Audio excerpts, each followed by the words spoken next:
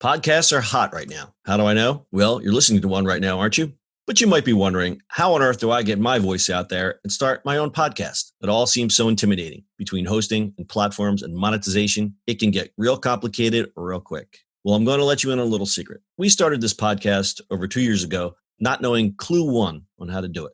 So how did we do it? We did it with Anchor. Anchor is the free podcast app with creation tools that allow you to record and edit your podcast right from your phone or computer. And Anchor will distribute your podcast for you, so it can be heard on all the platforms like Spotify, Apple Podcasts, and many more. And everybody likes money, right? Well, you can make money from your podcast with no minimum listenership. It's everything you need to make a podcast in one place. So go right now, download the free Anchor app, or go to Anchor FM to get started. It's the eCommerce Minute, your daily dose of e-commerce, tech, and retail news with your hosts, Bart, Mroz, and John Suder. The eCommerce Minute is a production of SUMO Heavy, a digital commerce consulting firm in Brooklyn, New York, and Philadelphia. Find us on the web at sumoheavy.com. It's eCommerce Minute episode 660. In today's episode, Amazon opens first Go grocery. Amazon has been threatening to expand their Amazon Go technology for quite some time now. A few months ago in podcast 567, Amazon Go tech coming to airports and theaters, we talked about the potential for the company to begin integrating the tech into everyday venues like airports. But their latest move is a bit different. Amazon has launched Amazon Go Grocery, a new retail brand that combines the full selection of a traditional grocery store with the futuristic checkout-free technology that the industry has been buzzing about. Located in Seattle's Capitol Hill neighborhood, it's more than 3 times the size of other Go stores and features around 5,000 products, compared to Amazon Go's 500 to 700 products. Amazon opened its first regular Go store at the start of 2018 and currently has 26 of them operating throughout the U.S. Each one is packed with cameras and sensors that track customer selections as they make their way around. When they exit the store, the cost of their shopping is automatically charged to their Amazon account. Amazon Go Grocery is a logical extension of that. After entering a new store through the kiosks, which scan a smartphone QR code, a familiar sight greets traditional grocery store shoppers. A line of shopping carts at the ready. Free green shopping bags are also offered. The store's produce is sourced from suppliers to Amazon's Whole Foods business.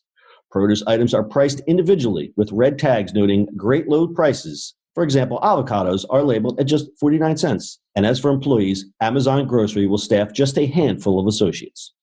Amazon Go Grocery is being developed as a complementary concept to Whole Foods and not as a replacement, according to Cameron Janes, Vice President, Physical Stores at Amazon. What Amazon is looking for is yet another answer to traditional retail, where it's leveraging convenience and technology in an $800 billion with a B U.S. grocery industry. The tech giant scooped up Whole Foods in 2017 to take on the sizable bricks and mortar footprints of Walmart, Target, Kroger, and others. Those companies have consistently responded to Amazon's digital pushes around online grocery ordering and delivery. 49 cents for an avocado? Well, this is That's cheap. Yeah, you'll never see a 49-cent avocado on the East Coast. Holy crap. Yeah, I mean, they're already like beating up prices like crazy everywhere. So they're definitely doing it. And you would think that because it's, people are really working there, that's the whole idea of it, right? So they make it a lot less expensive for everybody. Well, Aldi's like that. You go into Aldi, there's not even any music, and I think only 2 or 3 people work there at a time. It's crazy. Yeah, and for a very long time, if you read the story, every cashier had to memorize all the prices. They really didn't even have that. Oh, my God. Did you know that Aldi owns Trader Joe's? I do. They actually bought them in 1979. That's and cool. Speaking of that, Joe from Trader Joe's died. Joe Colomba, I think his name was. Yeah, well, I was reading the obit, and there was a line about Aldi in there, and that's a fun fact. So I knew about that. I just thought they bought him like maybe 10 years ago to 15 years ago, not in 1979. Yeah, that was probably before Aldi stores were even in the U.S. Yeah, well, there's a longer story with Aldi because there's technically 2 Aldis. There's 2 Aldis? Just 2 Aldi companies. There's a because north and a brothers, south, right? Yep, and they don't like each other. We need to do a story on that. Yeah, I did read up on that. Yeah. Okay, so really interesting. We talk about the technology about the Go stores on a few of our podcasts. It seems that they are, as things go, as the technology evolves, they're fine-tuning it. They do have to deal with some problems. One problem that they said was loose, non-uniform things like donuts, apples, and onions, because they have to study customer behaviors. Now, when you're designing something, you make the assumption that someone will say, here is an apple. I will put this apple in my bag.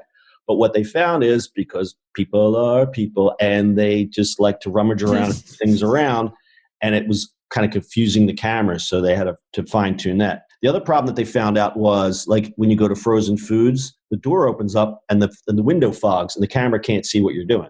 Have to move the sensors around. So there's a lot of these challenges, but you know how this goes. The more they fine tune it, they'll work it out in this store. And then once they perfect it, you're going to see a lot more of these, I think. That's my prediction. Yep.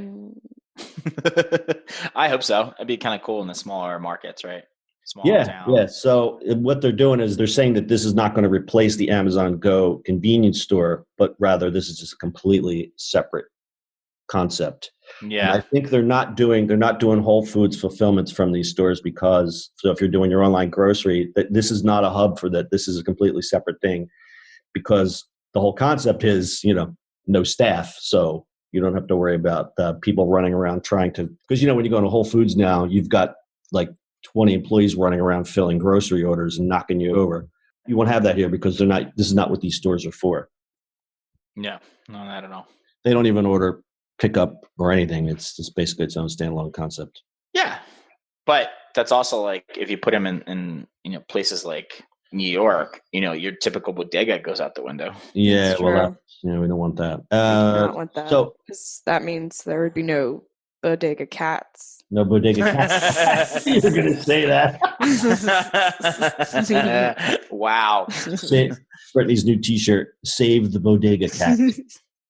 Truly. So what we're seeing, though, is as the technology has got more perfected, there's a lot of startups now, and we've reported on a few of them that are truly perfecting the cashierless checkout.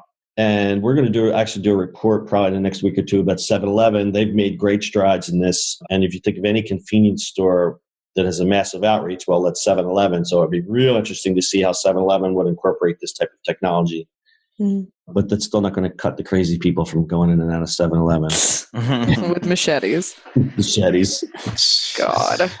Did you guys know that there's an entire Instagram called Bodega Cats? It's just like dedicated to bodega cats. It's amazing. I highly recommend it. John, did you know that Brittany runs that?